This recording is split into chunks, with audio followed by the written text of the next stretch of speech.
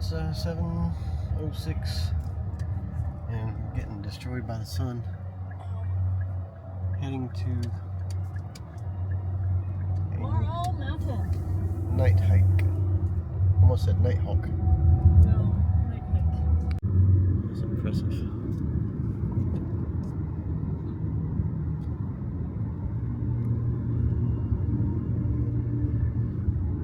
There's a funky one over there. It's all squiggled. Squiggled. Yeah. Oh, it is. That looks neat. Yeah, I don't know what to expect. Don't know what we're doing.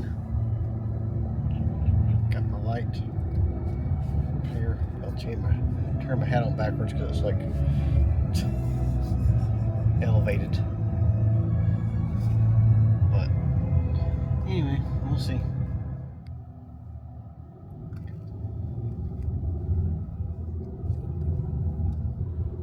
Oh, I got the sign.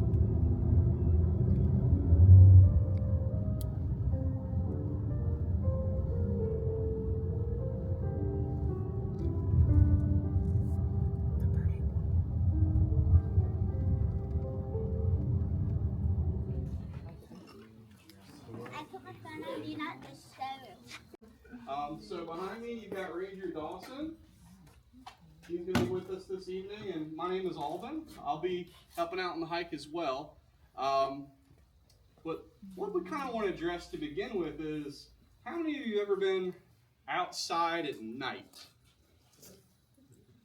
How many of you have been outside at night and not in your car? All right, let's see how we can narrow this down again.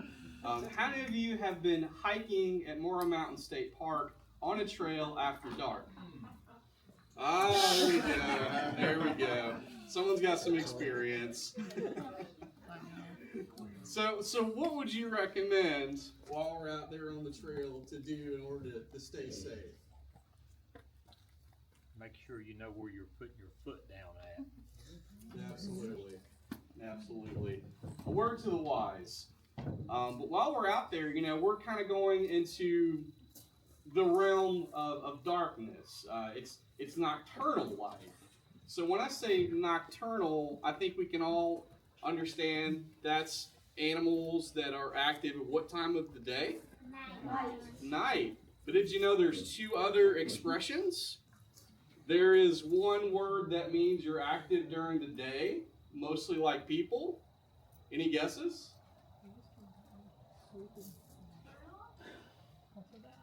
What was that? Turtle. You're close. It sounds like turtle. It's diurnal. Fun facts. And there's even an in-between time. Pretty much when we are now, dawn and at dusk.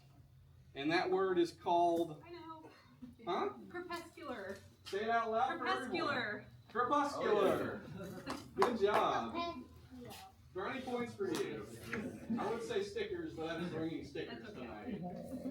So that's what we're doing, is we are diurnal creatures going into a nocturnal environment. So we'll be actually looking or seeking out animals that's what they do. They belong, they have all these different strengths and adaptations to be active at night, whether it's their vision, their sense of hearing, or other abilities. I mean, they're kind of like super animals in a sense.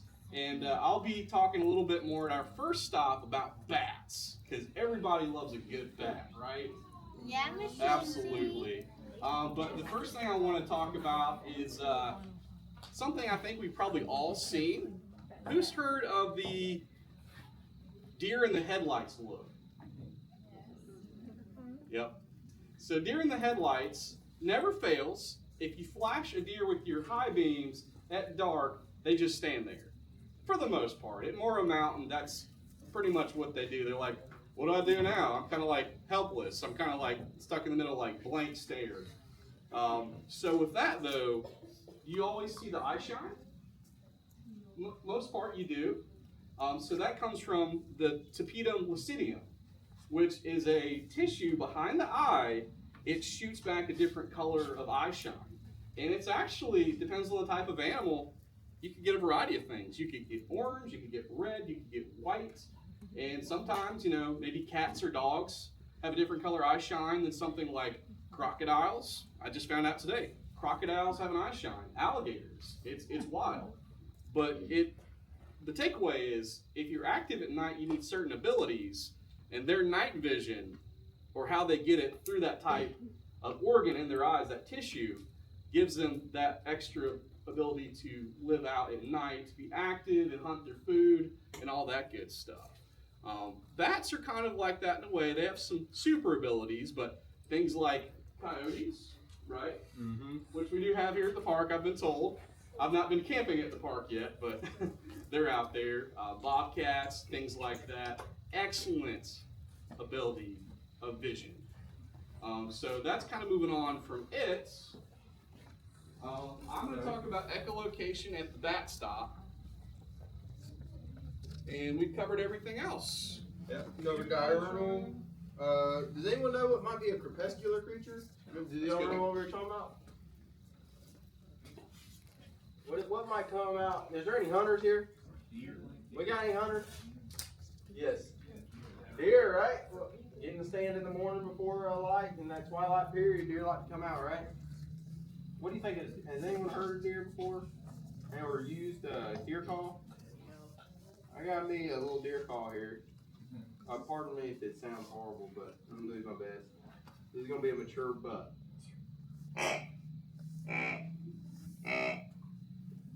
Pretty cool, huh?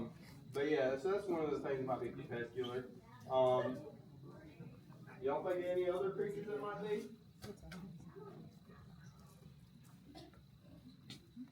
Nothing? Maybe they have some ideas. What you got?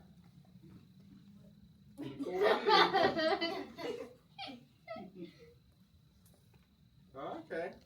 Well, if you think about it, I want y'all to think about it. There might be some more. We got deer here on the park. Let's see. What you think of fox? Has anyone seen a fox during the day? Not during the day, but that time period. But then there's also, I think foxes are the tricky part because some classify as nocturnal, but I've also seen them during mornings and afternoons and stuff. Possums are more nocturnal, but that's a good they're mostly nocturnal, but you can see them out there. Yeah, that's a good one. Yeah, raccoons, they definitely could be in that category there. Okay. I think we got covered about everything there, and oh yeah, so everybody look at there. Y'all have a sheet. You should have a sheet with you. So tonight we're going to be we're going to stop at the quarry on the quarry trail. We have a little seasonal pool, but not, like I said, it doesn't officially qualify as a vernal pool, but it kind of is. But definitely a hot spot for activity. Hey, does anyone know what this might be?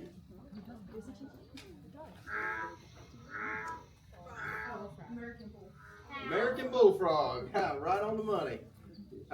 Y'all saw on it. Did you see the vroom vroom? I mean, see it, but did you hear it? I hear it. Yeah. I had some. On your paper, it's pretty cool. Okay, let's go to this. Anyone know? Has anyone heard this in the spring? Does anyone know what that is? Yes, I'm hoping we'll hear one tonight. Since we are starting off the spring here. This is super creepy. A spring peeper. They're a spring peeper. And you can in its name, peep, peep. You can identify them with an X on their back.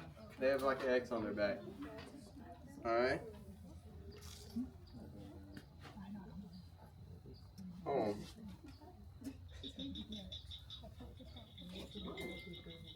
Anyone heard this before? Let me see if my volume turned up.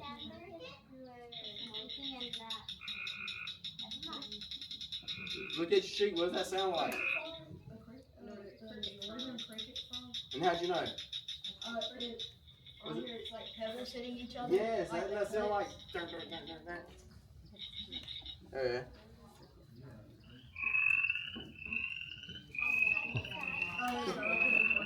Yeah, pretty cool, huh?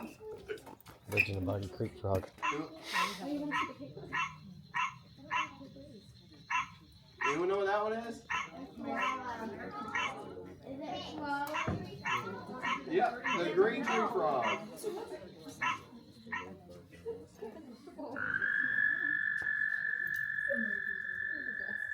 No, remember it's not girl.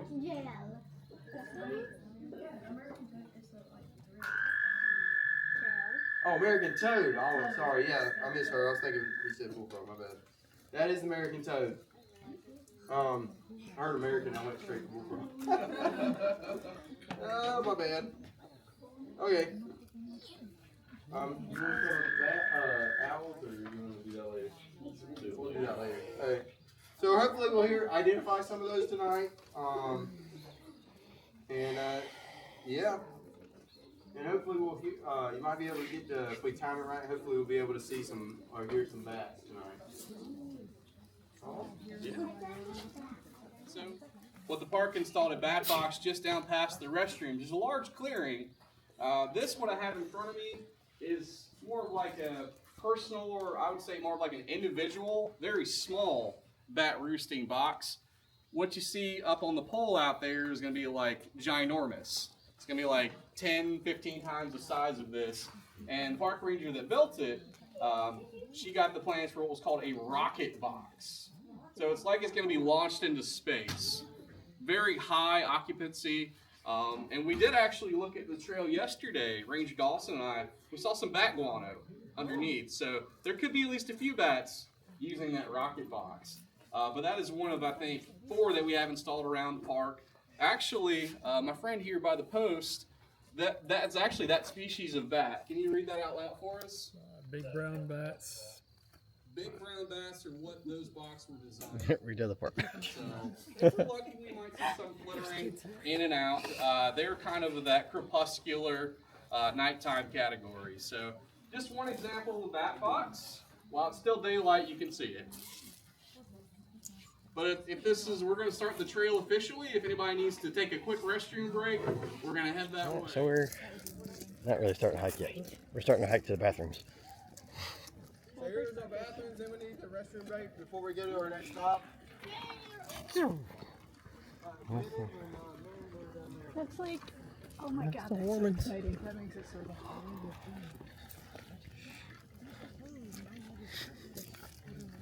Huh.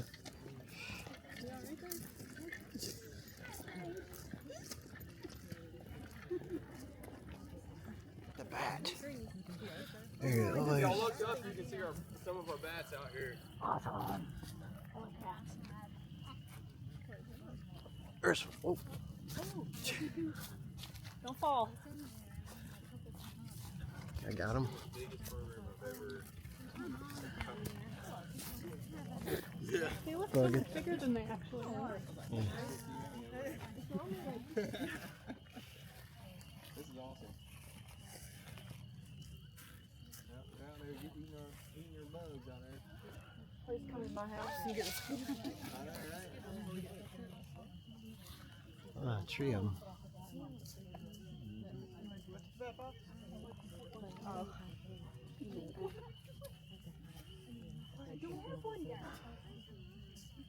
Neat. Star.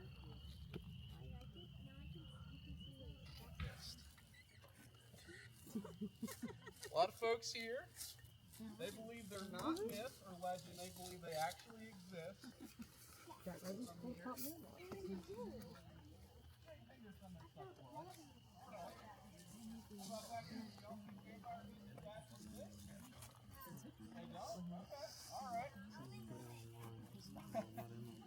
Well, it's true. Vampire bats do exist. But out of the 1,500 bats around the world, there are only as many bats as I can count on one hand. 3. 3 different types of vampire bats, and they're all found at Morrow Mountain. No? No? Nobody? Rest assured, they're only found in Central and South America. But they do have I am here. a blood-sucking quality to them. That is actually how they survive. That is what they prey upon. Usually it's not on people. It's on cattle, livestock, things like that that are sleeping. And they just make this small incision in their flesh, and their saliva, think about it, their spit has this quality, it prevents the blood from clotting. So in that way, they can drink until they're fit to burst and probably not be able to fly away. But actually, if you think about it from the medical community, there's some ingenious that can be taken from that, especially for those that were affected by strokes. To keep the blood moving, to keep it from clotting, there's a lot that can be harnessed from just their natural abilities. So vampire bats, maybe not as scary as they feel like they are in foods. But like I said, not found anywhere near Morrow Mountain. But what we do have behind me here was a bat rocket box that was built for the big brown bats. And it's kind of an interesting story. A few years ago, we had some that had popped up in the bathhouse down in this campground, and that's kind of what jump-started the whole project. And it's illegal to disturb bats, especially if they're in like a roosting colony that they have their babies called pups. So we were actually instructed by our state park biologist to leave them alone, close them off, even though they were in an area that were, it's a community area. It's used in the campground. So we got them separated from the rest of the people, the campers, and until they were done raising their babies, because many of their populations are going down worldwide and certainly across the states, we want to give them the best chance of raising their young for that time. And once they did it and they moved out of that season, hey, let's make this jump, right? Let's build these boxes and let it be a natural progression and let them move over to that. And before you know it, we're counting high numbers of those bats actively using it. And it really warmed your heart to know that you were making a difference. And that's kind of the takeaway for me, is that, there's so much you can do on even the individual person level to help bats, help animals, to help wildlife. And installing a bat box, if you feel led, in your community, in your yard, that will certainly help them, because they're facing a lot of different threats. Probably the biggest is disease. Anybody here? Are you a bat enthusiast? Have you heard of the white nose syndrome? I have. Back here, have you heard of white nose syndrome? You might have an advantage in this one. Yeah. Well, it could be a little bit new. It's a little bit new in the United States. What was it? Movable Cambridge, right? White nose syndrome is essentially a fungus. It will attach, kind of like it said, to the facial and sometimes to the wings of the individual bats, and it keeps them moving when they should be resting and saving and storing their energy. And if it's in the colder months where there's not a lot of resources, not a lot of prey for them to find, they're using up that precious stores that's just could be detrimental to them. So in even places in North Carolina, it's actually coming here. And we're trying to feel out ways that we can better protect them and limit the spread of that disease. There's absolutely areas in the mountains of North Carolina I've heard of that have been affected by that. But just to kind of give you a time scale, 2005. Everybody remembers where they were in 2005, right? Let's see, what grade was I in? Yeah. But 2005, 2006, it came to the United States, in New York State, and about 6 years later it came to North Carolina. So it has actually wiped out about 6 million bats between coming to New York and it spread to North Carolina. So that is just insane how deadly it is to bat numbers. So to help them out, everybody, remember to not use pesticides or herbicides if you're a big, farmer, agricultural area, because many bats prefer to eat mosquitoes and moths and other insects. So that can be a great saver, of crops and things like that. So if you limit that, that'll certainly help them, give them a fighting chance. If you feel led, like I said, build a bat box. Certainly doesn't help to have them another roosting colony. But there's a number of things that you can do. And I'm a big proponent for this. Native plants. Native plants. So I don't know why anybody would want to attract insects to their yard, like mosquitoes and things. But if you did decide to do that, by planting native plants, you know, all that pollen and things would bring in insects that bats love to eat. So what's better if you're a bat? More food. And I actually found a chart here about the number of insects a bat can eat in one night. Our big brown bats here, how many numbers? How about you right here? How many mosquitoes do you think a bat would eat in one night? 6,000. How about you? 50. 50? Just 50? It must be really big. 600. 600? And you said how many? 6,000. 6,000?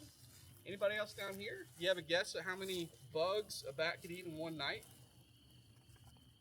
So your hand go up. 10K, I think. Just make it. 15,000. 15,000? So the question down here, guys, was how many how many bugs do you think they can eat in one night? In fact, the big brown bats behind us, yeah. Good guess. What do you think? About 500. Let me blow your minds. About 6,000 is the right answer. You think if one bat eats 6,000 bugs in one night, what could 200 of them do? So just let that just settle in your brains. How cool is that? Yeah, for you math nerds out there.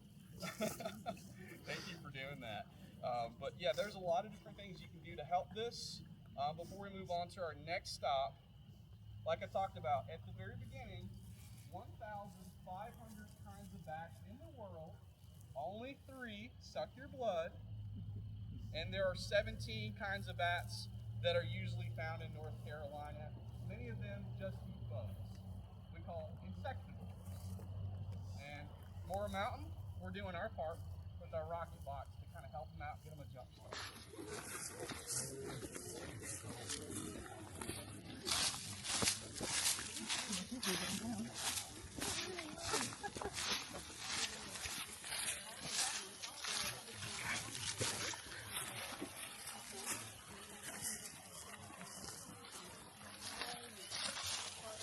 Cool.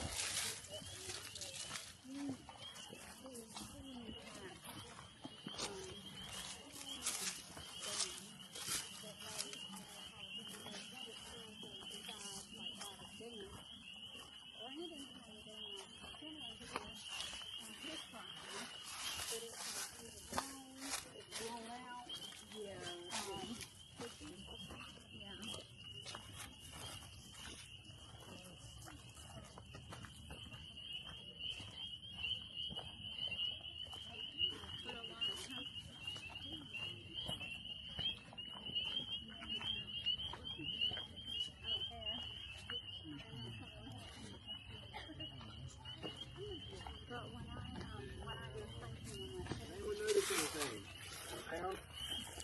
Sound? You hear a familiar sound? Yep, you hear it? One of my favorite sounds of spring. Now, before this class, did anybody would have thought that was a cricket or a bug? Yeah. Before I learned, that's what I was thinking. A what? Frog. Yeah. You hear the beep, beep. One of my favorite memories of my Grammy is going. She'd take me around the pond late at night, and I'd listen to the frogs. Yeah.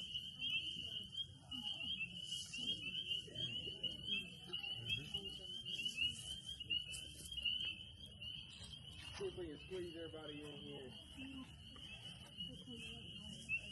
All right. Come come in here or something.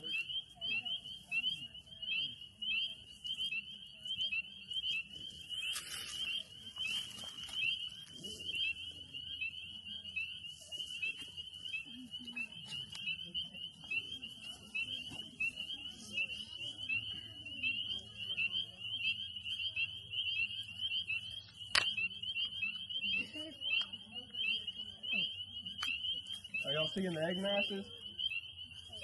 I sure did. Hey guys, so we'll have to. I got a big bright light on me here. Well, I'll show y'all. We have some salamander egg masses here. Okay. They the two salamanders I've seen here at Morrow Mountain are going to be the spotted salamander and the marbled salamander. Have you seen any other ones? I think we had a red salamander at one point, or a dusky, but they were like down in the creek. Okay. That's weird. Has anyone ever seen a salamander before? Okay. Ooh. Oh. Pretty cool, huh? You got an audience. Did y'all hear our spring peepers? The frogs are quieting down a little bit here now that we're starting to talk a little bit.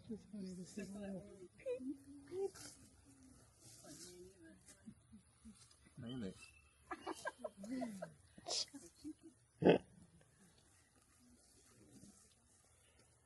Well, they decided to stop on us. I think even the back of the group heard them coming down. That's good. Yeah, everybody hear them? I didn't think they were going to stop on us, but you hear them? Yeah, so this is a vernal pool. What benefits you think? Well, like I said, it's kind of one because we have a creek running through it. It is actually considered a wetland, so it's very beneficial to the ecology of the frogs. Quite a hot spot for their activity here. Vernal pools are a prime place. Why do you think they might be a prime place for salamanders and frogs to lay their eggs? Anyway, yes? Because it's a safe place. Yes. Why do you think it's safe? Yeah. Because maybe not much animals live in there. Not, yeah.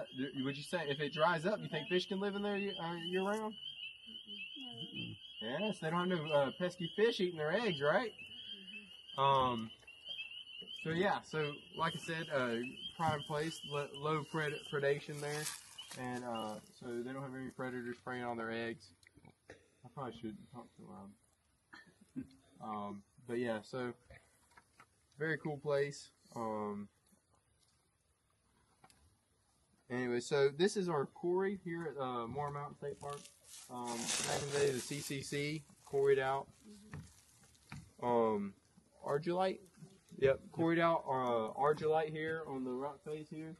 Right here is where one of the spots they quarried.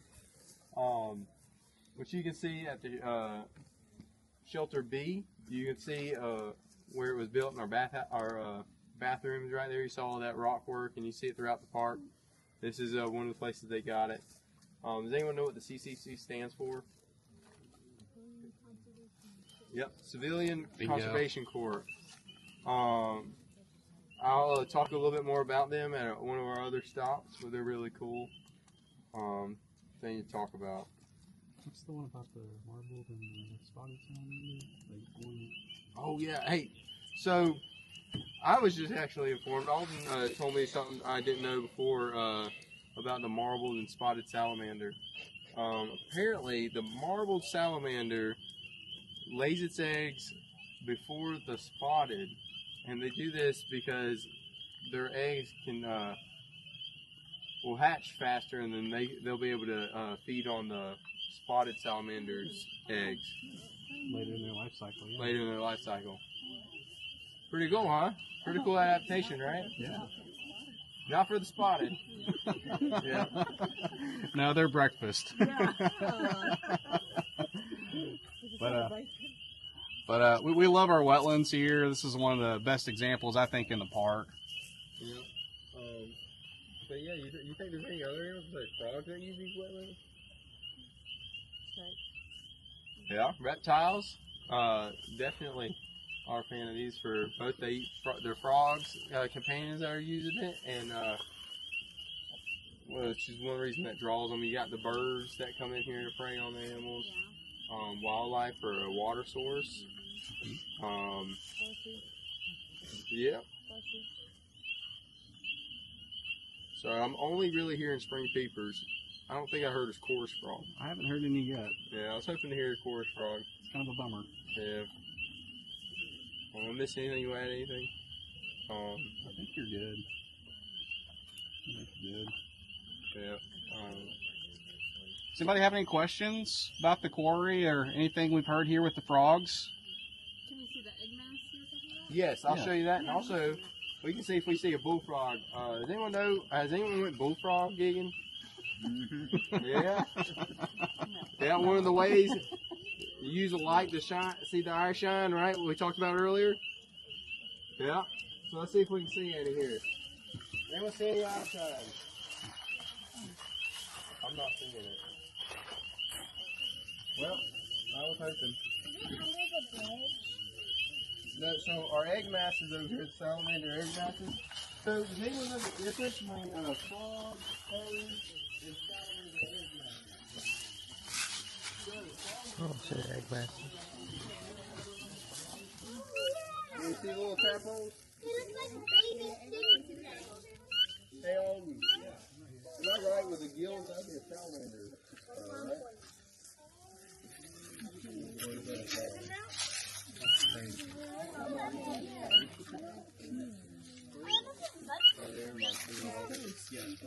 Okay, so you see this guy my beams at? You see the red stuff coming off the side? So that's going to be a salamander. I don't Yeah. Probably a salamander. Is it floating on the water? Now these rounder Oh, I see it. will be a frog. So you see the difference? We need to rotate. We can rotate out. Everybody see it? You see it? See a body or you see a fool?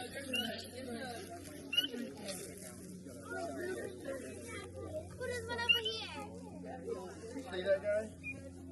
Salamander, you see the frog right there? There's so many. Pretty cool, huh? Kind of things. It just looks like lots of snow.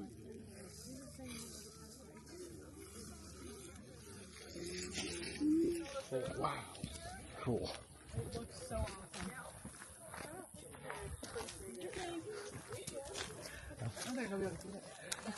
Oh, we're walking up on it.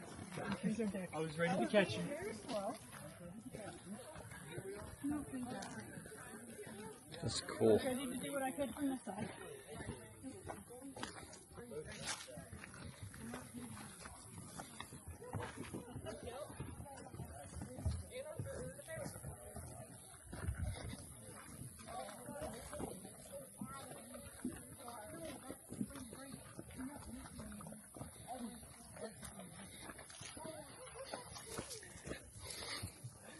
That's cool. Just the lights in the woods is cool. It really is.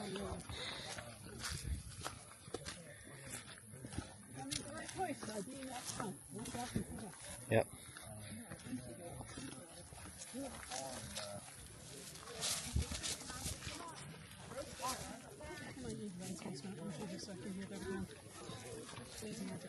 Yeah. That's so cool. Behind us. Alright. It's creepy.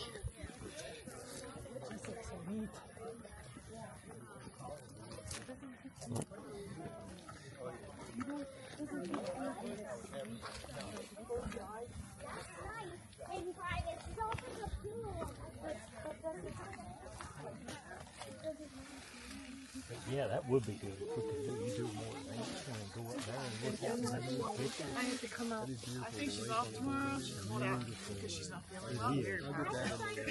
You're not feeling any done with About seen that a couple weeks ago.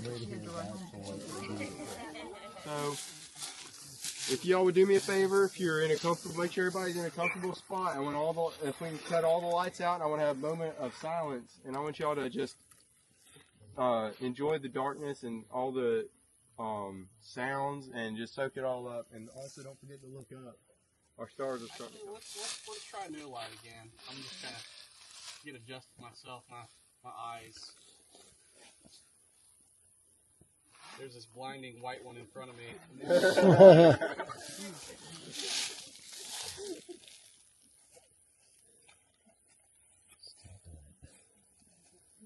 Really puts the pressure on you.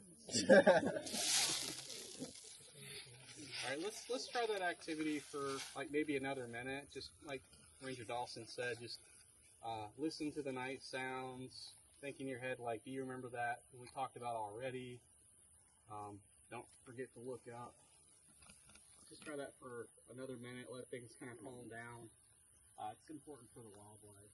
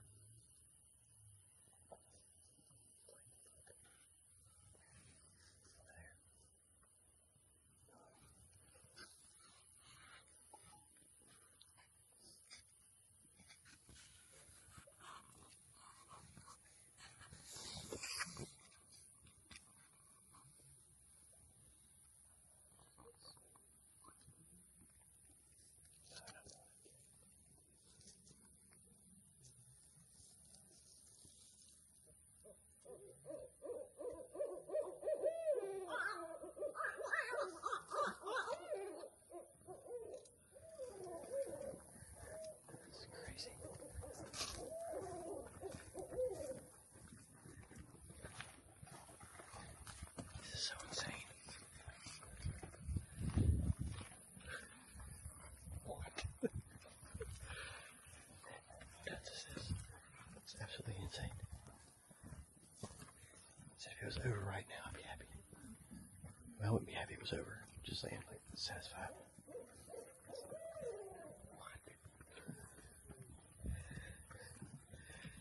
What kind of bridge?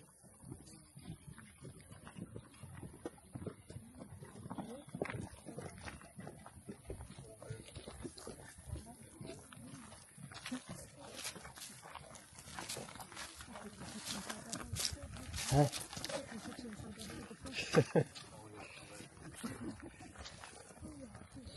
Yeah, this is insane. That's the coolest thing we've ever done. Look at those people back there behind us. It is still going. It's like following us. It's crazy.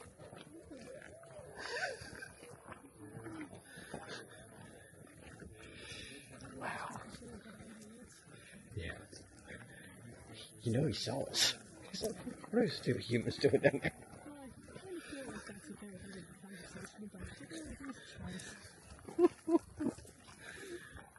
Oh, it's a house.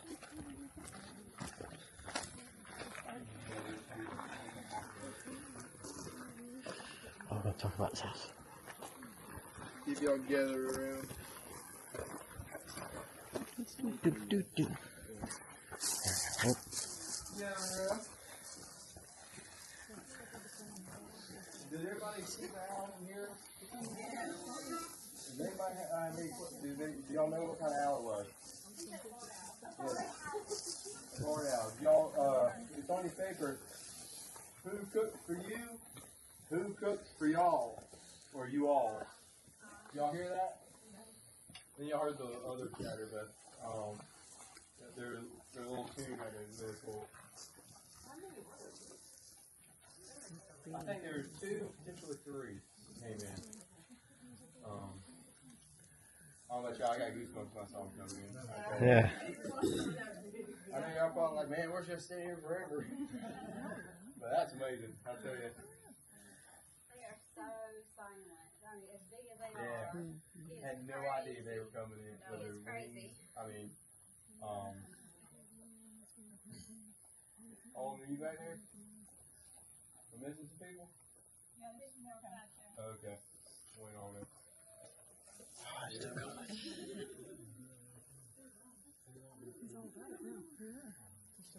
Alright, so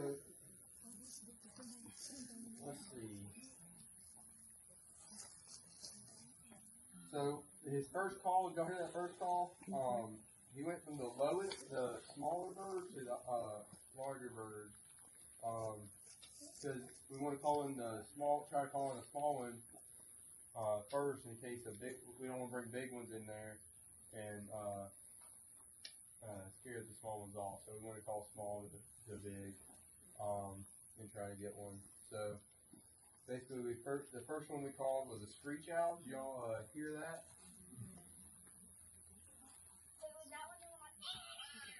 Yeah, the first call, not the real ones, but the electric call when we were just sitting there. Oh yeah. His second one was the barred owl, and they actually came in, and I think he started the great horn owl, but he didn't see it come in. Did anyone see it come in the first time when it came through? Yeah. Right. Yeah. So I think we got a call on that. He started calling on the great horn, but barred owl started coming in instead. That was really cool experience. And I heard someone talk about one of their adaptations. How silent they were, right? Yeah. Mice don't have to stand a chance. They don't know what they're doing with her. So they have not feathers, correct, Alvin? They have not feathers to help them fly silently, right? Not? Oh, sorry. It's like when it goes through the air, it's just kind of whisked through it. Yeah. I mean, you experienced it, it snuck up on us. It's out of the dark. You want to say anything about the owl? Did everybody understand what was going on during that? Is it mating season? They should be just getting out of that and out of breeding season. We actually had a screech owl at our office for a while. We thought it was looking for a den site, a nesting site inside of a dead tree outside the office. It kind of moved on, but we were hopeful that we'd have some chicks. Yeah. It didn't really happen. But when you call owls, it's best to start with the smallest ones first. So the first one you heard that sounded like a name, that was a screech owl sound. And then I realized they weren't showing up. And if you call that one last, it thinks it's going to get eaten. So you got to start with the small owl and then move your way up. What you just heard was the barred owl, and they're the who cooks for you. And that one got really excited and it found a friend. And I actually started the third owl, which is the biggest one in the park, called a great horn. And it was just more of like a like your typical hoot owl. It didn't show up, and then Dawson was like, "Did you see it?" I'm like, "What?" Yeah, I noticed the call change. I'm like, "Did you see that one?" So I started calling the barred owl again, real quickly. But as soon as it got in the area to call, I was like, "I'm stopping because I don't want to break up its natural rhythm, its routine anymore." And then the second one showed up, and you heard it. Yeah. That was awesome. Yeah, it was. That's for sure. Perfect highlight. What is this? Oh, yeah, so this is one of our talking points. This is our barbecue shelter, or just the barbecue pit. So the CCC, the Civilian Conservation Corps I mentioned earlier, they built this, and I have a feeling they cooked quite a few pigs on it. You know what I'm saying? I mean, you can probably put 2 pigs on there. It's a big one, that's for sure. And you have your little area, you start your fire going, and you would take that hot coals and you would throw it under there and let it and slow cook it. I got some notes on the CCC. So President Franklin D. Roosevelt started the CCC. And does anyone know about the Great Depression? Yeah. So he started the CCC to help young men between the ages of 18 and 25 get a job. Because getting a job was really hard back then during the Great Depression, and even getting money was even harder. So a lot of young men had to leave their families and go out and try to find work. And this is one of the ways the president at the time tried to help, but also by benefiting our natural resources here in the United States. And we here at Morrow Mountain benefited from it too.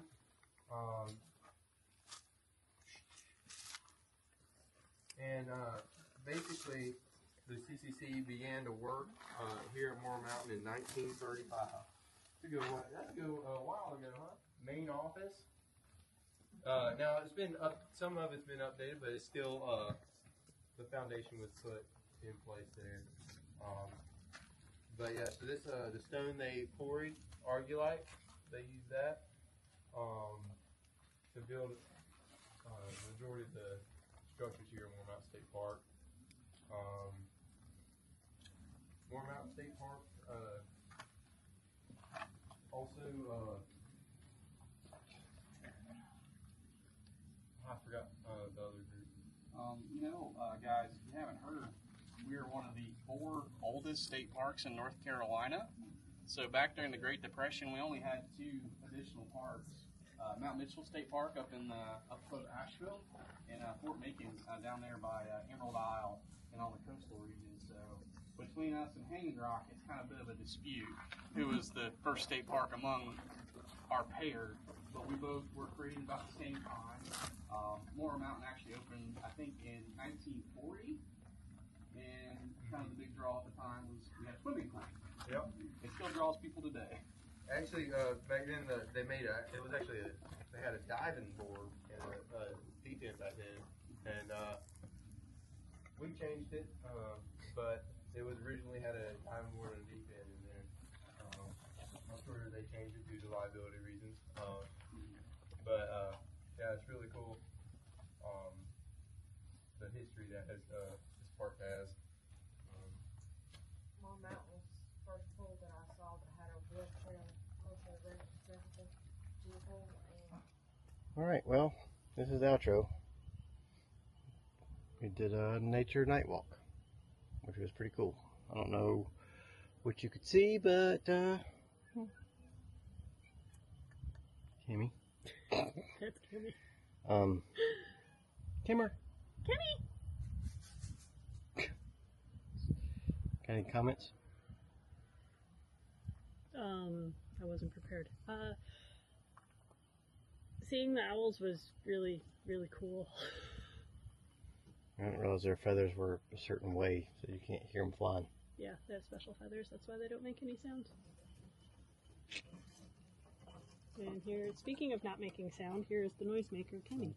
He made it. He did. Hi, cameras. Anyway, that was fun. It was. Maybe they'll do it again.